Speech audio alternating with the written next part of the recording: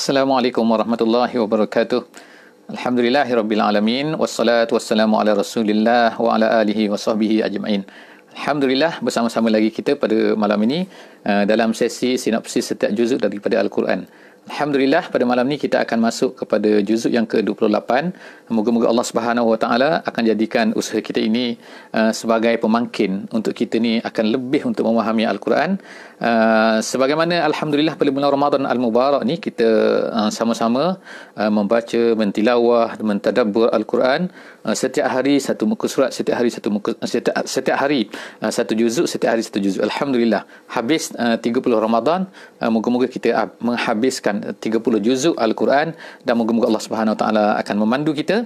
Jadi di samping kita membaca, mentilawah, mentadabbur ataupun kita mentadarus Al-Quran, maka cantik insya-Allah dengan usaha kita yang kecil ni, iaitu kita cuba untuk memahami apakah pengajaran-pengajaran ataupun sinopsis yang ada dalam setiap juzuk daripada Al-Quran yang kita baca pada setiap hari, setiap malam. Insya-Allah pada hari ini kita akan bersama-sama di juzuk yang ke-28. Dalam juzuk yang ke-28 ini kita akan lihat bahawa surahnya makin bertambah banyak kerana dia semakin pendek dan selepas daripada ini kita akan lihat lagi juzuk yang ke-29 dia akan bertambah pendek lagi, dan yang terakhir juzuk yang ke-30 kalau kita sempat insya-Allah sebelum hari raya. Kalau kita tidak raya lagi, kita 30 hari bulan, insya-Allah kita akan lihat pula juzuk yang ke-30. Jalan juzuk yang ke-28 hari ini kita akan lihat yang pertama, Allah Subhanahu Wa Taala mula masuk kepada surah Al-Mujadilah. Kemudian kita akan lihat juga selepas itu surah Al-Hash, kemudian surah Al-Mumtahanah, kemudian surah Saf, surah Jum'ah, surah Munafiqun, surah Taghabun, dan juga surah Talaq, dan juga berakhir dengan surah At-Tahrim. Jadi insya-Allah apakah dia sinopsis secara umumnya kepada semua surah-surah yang ada di dalam juzuk yang ke-28 ini. Menurut ulama bahawa dia menyimpulkan dalam satu perkataan.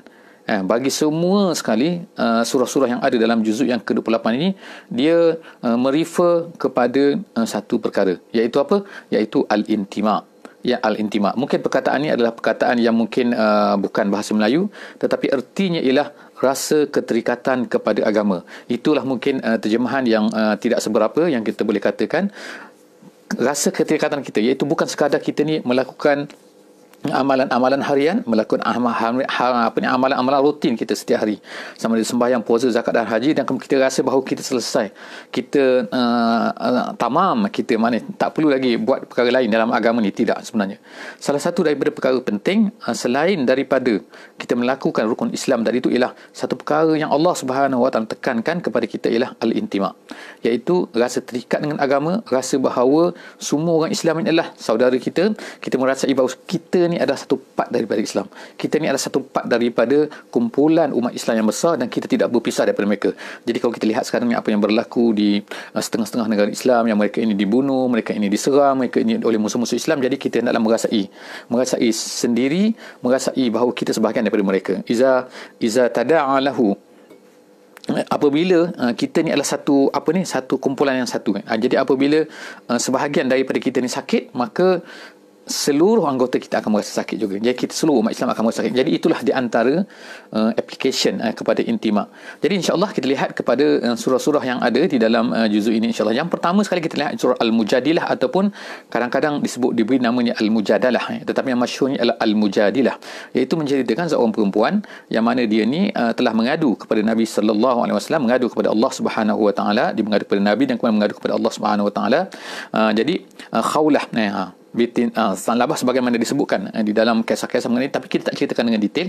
InsyaAllah kepada sahabat-sahabat semua yang nak melihat kepada kisah dalam Mujadilah ni boleh tengok. Tapi apa kesimpulan daripada surah ini ialah nak ceritakan tentang Allah Subhanahu Wa Taala menceritakan tentang pentingnya kesatuan family, kesatuan satu keluarga, iaitu keluarga perlu dijaga, yang mana keluarga inilah yang akan menjadi titik tolak ataupun kepada intima'. Kerana pembinaan intima' itu bermula daripada keluarga, bermula daripada ibu, bermula daripada ayah yang membina anak-anaknya, seterusnya berintimak kepada Islam. Jadi Allah Subhanahu Wa Taala menyebutkan mula-mula lagi, Allah Subhanahu Wa Taala sebutkan lagi, iaitu Allah Taala sebut innal ladzina yuhadduna Allah wa rasulahu kubitu kama kubital ladzina min qablihim. Allah Taala sebutkan orang-orang yang mana memusuhi Allah, memusuhi Rasul, maka dia itu akan dihukum oleh Allah Subhanahu Wa Taala.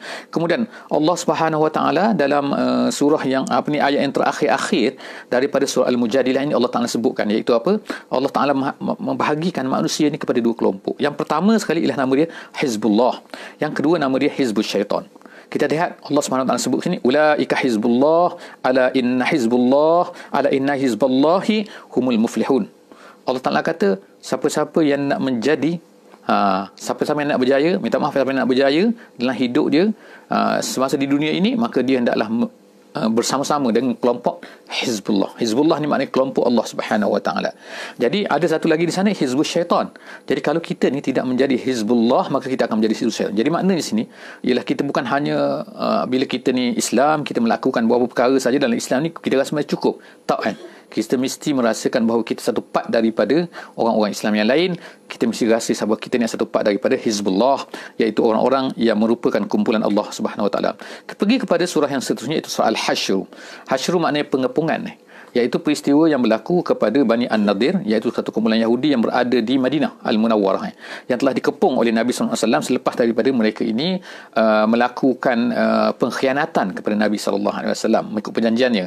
Jadi oleh kerana itulah maka mereka ini dihalau daripada Madinah. Tetapi sebelum daripada dihalau ni, mereka semasa mereka ini dikepung ni, mereka telah dijanjikan dengan macam-macam janji oleh orang-orang munafik yang konon-kononnya mengatakan bahawa mereka ni Islam.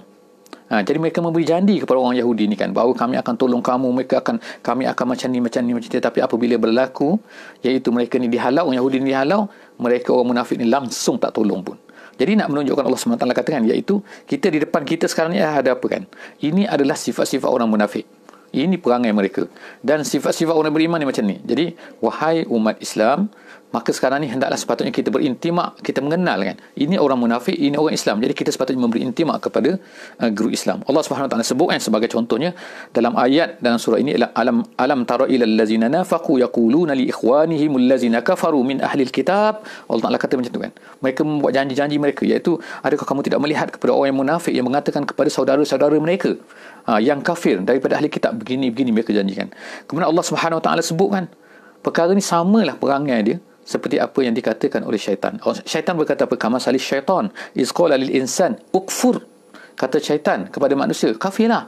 Kafir je. Falamma kafara qala inni bari'um mik. Bila manusia ni kafir, apa syaitan berkata? Syaitan kata, aku berlepas diri. Aku tahu, sebab dia tahu kan Allah Subhanahu Wa Taala. Jadi itulah perangai syaitan, itulah perangai orang munafik. Jadi kita hendaklah kenal contoh-contoh ini yang disebutkan oleh Allah Subhanahu Wa Taala dalam surah Al-Hasyr. Seterusnya kita lihat kepada surah Al-Mumtahanah. Surah Mumtahanah. Dalam surah Al-Mumtahanah ni artinya adalah ujian, iaitu perempuan-perempuan yang diuji. Jadi cerita asalnya adalah perempuan yang datang daripada Mekah, kemudian mereka ni datang ke Madinah. Maka sebelum daripada mereka ni diterima untuk masuk menjadi salah seorang daripada anggota ahli Madinah, orang mukmin, walaupun mereka ni mukmin, tapi mereka ni mesti diuji dulu. Jadi Allah Subhanahu Wa Taala mengajar Nabi SAW supaya menguji orang-orang ni. Kerana mana tahu kan kemungkinan mereka ni datang kerana ini, kerana tujuan ini dan sebagainya. Jadi Allah Ta'ala minta kepada Nabi SAW, kepada orang Islam supaya menguji perempuan-perempuan ni. Jadi yang kita dapat lihat di dalam konten yang ditanya ataupun yang diuji kepada perempuan ini ialah perkara-perkara yang mengenai dengan intimak. Artinya iaitu kan, seolah-olahnya kita bertanya kepada perempuan ni, diminta oleh Allah Subhanahu Wa Taala tanya kepada perempuan ni, betul ke kamu ni nak berintimak kepada kumpulan Islam ni, kepada orang-orang yang berada di Madinah, kepada mukmin, kepada umat Islam yang berada di Madinah ni, ataupun kamu ni ada sebab-sebab lain, kerana itulah kamu ni lari daripada Mekah menuju ke Madinah. Jadi Allah Subhanahu Wa Taala ajar kepada orang-orang Islam supaya bahawa mesti kena test dulu. Jadi Allah Subhanahu Wa Taala juga menceritakan dalam surah ini peristiwa yang berlaku, sebagai contohnya kepada Hatib bin Abi Balta'ah. Sebagaimana Allah Subhanahu Wa Taala sebutkan, iaitu Allah Subhanahu mula-mula lagi Allah Taala sebut, ya ayyuhallazina amanu la tattakhizu aduwwi wa aduwwakum awliya tulquna ilaihim bil mawaddah. Allah Taala berkata, wahai orang yang beriman, kerana orang peristiwa yang berlaku pada Hatib ni seorang sahabat Nabi yang baik tetapi dia ni telah menghantar surat kepada orang-orang di Mekah, kerana apabila dia tahu bahawa orang Mekah ni akan contohnya akan Nabi SAW akan turun ke Mekah kan. Jadi dia memberitahu melalui seorang perempuan, dan berita seterusnya ceritanya kita boleh tengok insya-Allah dalam cerita yang detail tentang surah Mumtahanah. Tapi ceritanya begitu, jadi seolah-olahnya merasa ada kasih sayang. Tapi apakah kita tidak boleh langsung berasa kasih sayang kepada orang-orang yang tidak Islam, yang tidak men. Allah Subhanahu Wa Taala sebutkan juga dalam ayat ni, iaitu apa? La yanhaakumullahu 'anil ladzina lam yuqatilukum fid din wa lam yukhrijukum min diyarikum an tabarruhum wa tuqsitu ilaihim. Allah Taala kata, iaitu Allah Taala tak larang kita kalau mereka ini tidak memerangi kita, orang tu walaupun tidak beriman, dia tidak memerangi kita, dan dia ini tidak mengeluarkan kamu daripada negeri kamu. Jadi kamu boleh berbuat baik kepada mereka, kamu boleh melakukan adil kepada mereka, sepatutnya melakukan adil kepada mereka. Jadi Allah Subhanahu Wa Taala sebutkan sini bahawa batas-batas bagaimanakah orang-orang yang boleh kita buat baik, dan bagaimanakah orang-orang yang sepatutnya kita tahu bahawa mereka ni sebenarnya ialah menyimpan permusuhan kepada orang Islam. Seterusnya ialah kita tengok pula kepada surah selepas itu, surah Saf. Surah Saf ni bertemakan kepada kesatuan. Sebagaimana namanya, iaitu Allah Subhanahu Wa Taala sebut yang pertama sekali dalam surah ini Allah Subhanahu Wa Taala sebutkan innallaha yuhibbul ladzina yuqatiluna fi sabilihi saffan ka'annahum bunyanun marsus. Allah Taala suka kalau kita ni berperang bersama-sama, berjuang di jalan Allah Subhanahu Wa Taala, sama-sama itu bertindak, membuat planning bersama-sama saffan, bekerja bersama-sama di jalan Allah ni secara saffan, secara bersaf, secara tersusun, sebagaimana bangunan yang tersusun rapi. Jadi Allah SWT sebutkan kat sini bahawa pentingnya kesatuan orang Muslim ini sebagai salah satu daripada tanda mereka ni adalah mempunyai intimak sesama mereka. Jadi Allah Taala sebutkan juga apa yang berlaku kepada di hujung ayat tu, di hujung surah ini Allah Taala katakan kepada pengikut-pengikut Nabi Isa alaihissalam. Allah Taala berkata, ya ayyuhallazina amanu kunu ansarallah. Wahai orang yang beriman, jadilah kamu ansar Allah. Maknanya kita ni bersatu. Kenapa kita ni perlu bersatu? Kerana untuk menegakkan kalimah Allah Subhanahu Wa Taala, untuk menjadi penolong kepada agama Allah Subhanahu Wa Taala. Bukan hanya bersatu-bersatu, hanya persatuan dan sebagainya, tetapi bersatu kerana berusaha untuk bersama-sama menegakkan agama Allah Subhanahu Wa Taala. Seterusnya kita tengok pula surah Al-Jum'ah. Surah Al-Jum'ah. Daripada namanya Al-Jum'ah ini hari Jumaat lah kan, of course kan. Tetapi Allah SWT telah mewajibkan kepada kita umat Islam ni, iaitu kita ni mesti ada tanda.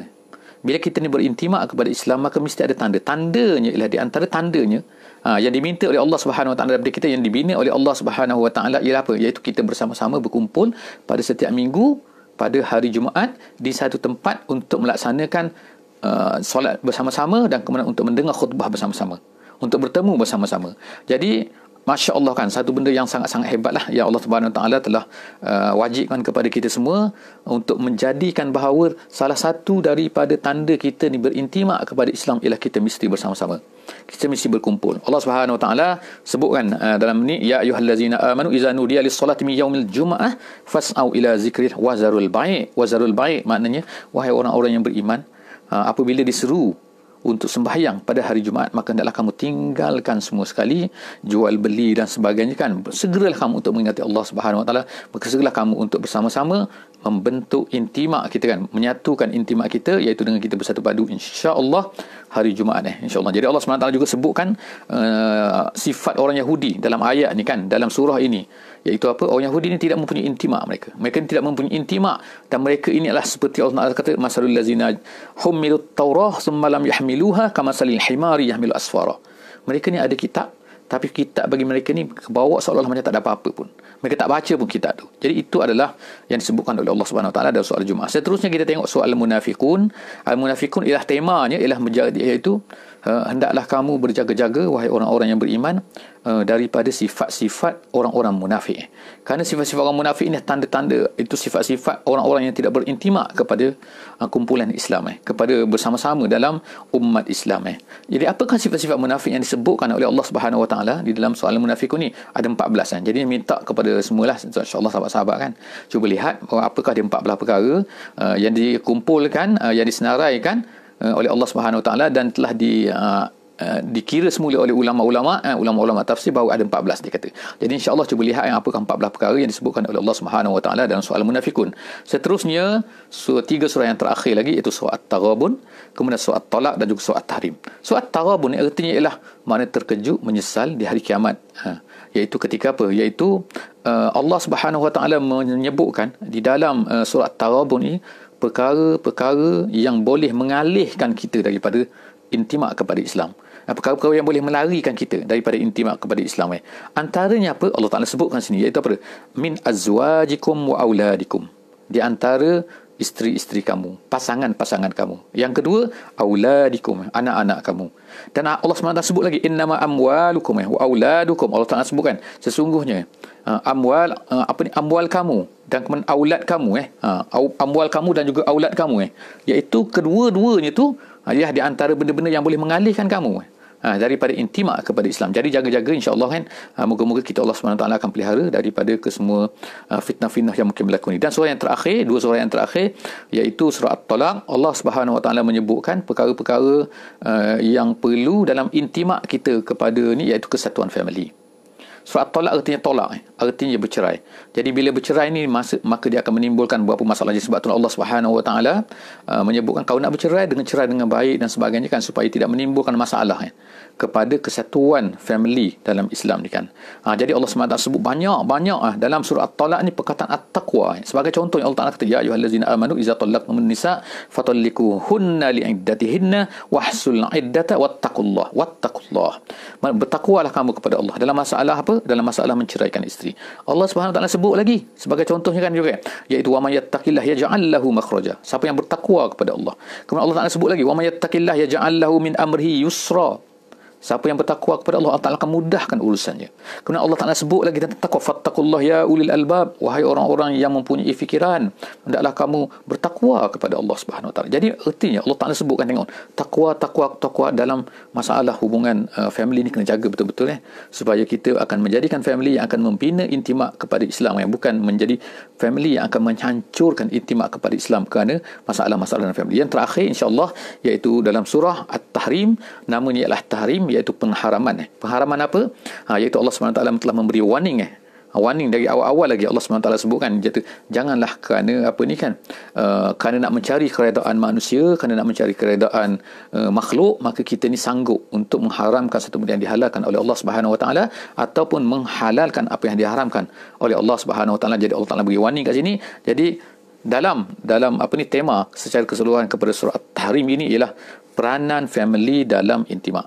Betapa pentingnya family ni, jadi lebih kurang maknanya kan, iaitu surah At-Talaq dan juga At-Tahrim. Jadi kita tengok Allah Subhanahu Wa Taala sebut ke sini kan, iaitu wahai orang-orang yang beriman, ku anfusakum wa ahlikum nara, jagalah diri kamu dan jagalah family kamu, kerana family kamu ialah penting untuk tempat untuk melahirkan intimak kita kepada Islam, kepada anak-anak kita, kepada orang yang di bawah kita, kepada orang yang datang selepas daripada kita.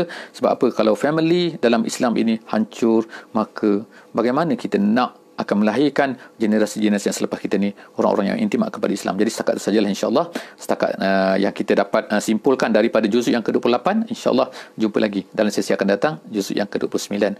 Insya-Allah. Aku qauli hadza wa astaghfirullahal azim li wa lakum. Wassalamualaikum warahmatullahi